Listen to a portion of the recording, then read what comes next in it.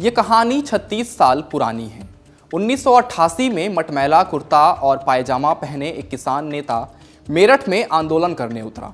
उसने देखते देखते शहर और गांव की खाई पाट दी। एक आवाज पर हर कोई उसकी तरफ खींचा चला आया।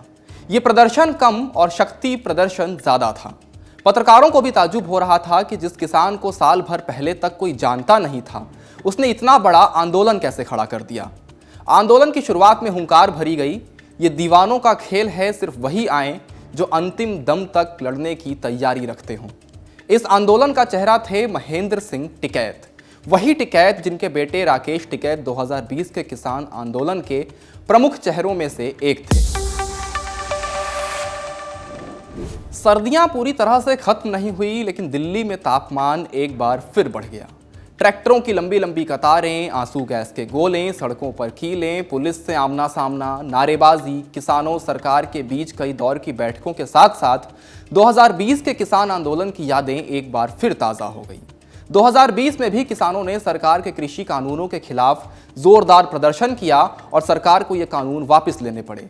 लेकिन किसान आंदोलन का इतिहास सिर्फ 2020 नहीं है, बल्कि समय के पहिए को थोड़ा और पीछे घुमाएंगे तो 1988 का जिक्र जरूर आएगा। हमने 29 फरवरी 1988 को इंडिया टुडे मैगजीन के अंक में प्रकाशित पंकज पचौरी की रिपोर्ट के पन्ने पलटे।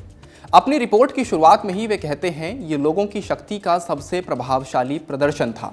जब वर्षों पुरानी भारतीय किसान यूनियन ने 27 जनवरी को मेरठ के डिविजनल कमिश्नर वीके दीवान के दफ्तर की घेराबंदी करने का फैसला किया, तो उस समय उत्तर प्रदेश के सीएम रहे वीर बहादुर सिंह ने अपनी आजमाई हुई रणनीति अपनाई कि हड़ताल करने वालों को थका दो। लेकिन बीकेयू नेता महेंद्र सिंह टिकैत के दबदबे और करिश्मे को भांप पाने में मुख्यमंत्री फेल रहे और आंदोलन ने गति पकड़ ली। वामपंथियों को छोड़कर सभी प्रमुख राष्ट्रीय विपक्षी दलों, बाकी राज्यों के किसान संगठनों और मेरठ की जनता ने टिकैत को समर्थन दिया। कमोबेश 1988 में मेरठ के उस किसान आंदोलन और आज के किसान आंदोलन में कुछ खास अंतर नहीं है। कमोबेश वही मांगे तब थीं जो आज हैं, जैसे फसलों के मूल्य बढ़ाना, आंदोलनरत किसानों के मुकदमे वापस लेना, किसानों के कर्ज और बिजली के बिल माफ करना, और तो और आंदोलन का तरीका भी वही, राजनीतिक पार्टियों से हटकर आंदोलन को किसान के मुद्दों पर जोड़े रखना, छोटे बड़े सभी किसानों की बातें करना, ट्रक ट्रॉलियों में भरकर अनाज मंगवाते रहना ताकि आंदोलन लगातार चलता रहे। पंकज ने अपनी रिपोर्ट में लिखा था, किसानों को थकाने की सरकार की योजना निरर्थक साबित हुई। धरने को कायम रखने के लिए उत्तर प्रदेश के लगभग 20 जिलों से ट्रॉली भर खाद्य सामग्री हर दिन आती थी। प्रशासन ने 6000 पुलिसकर्मी लगाए। धीरे धीरे ये अपने बैरक में वापस चले गए। बीमारों की देखभाल के लिए मेडिकल टीमों को तैनात किया गया। एक चिकित्सा अधिकारी का कहना था कि हम हर रोज लगभग 1000 लोगों को दवाएं दे रहे हैं। डीएम विजय शर्मा ने अपने दैनिक प्रेस वार्ता में कहा, लोगों की गिनती करना मुश्किल है क्योंकि वे सुबह आते हैं और रात को वापस चले जाते हैं। हमारा अंतिम अनुमान 82,000 आंदोलनकारियों का था। इस आंदोलन के पहले 10 दिनों में ही 6 किसानों की मौत हो गई थी। उनके शवों को लोगों के सामने रखा गया। सुबह से शाम तक हजारों लोग उन्हें देखने आते। किसानों की मौत के बावजूद ना तो भीड़ कम हुई और ना ही मृतकों के रिश्तेदारों ने आंदोलन से मुंह मोड़ा। मेरठ में प्रदर्शन कर रहे लोगों के लिए नैनीताल से 3 तरह का भोजन, ट्रैक्टर भर सेब और गाजर का हलवा आता था। इस आंदोलन के ठीक 1 साल पहले ही महेंद्र सिंह टिकैत ने अपनी जमीन पक्की करनी शुरू कर दी थी। इसका पहला कारण तो ये था कि पश्चिमी उत्तर प्रदेश के इलाके में कोई दूसरा जाट नेता नहीं था, और दूसरा कारण चौधरी चरण सिंह के निधन के बाद उपजा वैक्यूम।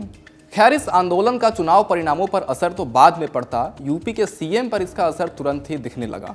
यूपी सीएम ने किसान के मुद्दों को पूरा करने से पहले तो करोड़ों के खर्चे गिनाकर अपने हाथ खड़े कर दिए। फिर अपने कैबिनेट सहयोगियों सईदुल हसन और हुकुम सिंह को किसानों से बात करने के लिए कहा। पंकज इस बारे में बताते हुए लिखते हैं, उन्होंने यानी वीर बहादुर सिंह ने यह भी कहा है कि किसान अगर बातचीत चाहते हैं तो वे उनसे लखनऊ आकर बात कर सकते हैं, पर एक पूरे शहर पर कब्जा कर लेने के बाद किसान यूनियन के इरादे काफी ऊंचे हैं। किसानों ने इसका जवाब भी दिया। किसान यूनियन के महासचिव हरपाल सिंह ने इस बात पर मुस्कुराते हुए कहा था, हमारे लिए दिल्ली लखनऊ से ज्यादा नजदीक है, और हुआ भी ऐसा ही। 1988 में ही अक्टूबर के आखिरी हफ्ते में महेंद्र सिंह टिकैत अपनी मांगों और 5 लाख किसानों के साथ दिल्ली पहुंच गए। संसद के पास डेरा डाले लाखों किसानों की मांगें लुटियंस दिल्ली की सड़कों पर लाउडस्पीकर में गूंजा करती थीं। किसान 7 दिनों तक वहां बैठे रहे। बाद में केंद्र सरकार ने आश्वासन दिया तो किसान अपने अपने घर लौटे। दिल्ली के बोट क्लब का यह धरना प्रदर्शन एक पूर्ण विराम नहीं बल्कि शुरुआत थी। 2020 के आंदोलन के बाद दिल्ली की सीमाओं पर किसान एक बार फिर जमा होने लगे हैं। प्रदर्शन किसी फसल की तरह लहलहा रहा है। पुलिस और प्रशासन ने इस लहलहाती फसल को खराब करने के लिए मौसम बनने की कोशिश की, लेकिन इस बार मौसम बदलेगा या फसल खराब होगी, ये देखना अभी बाकी है।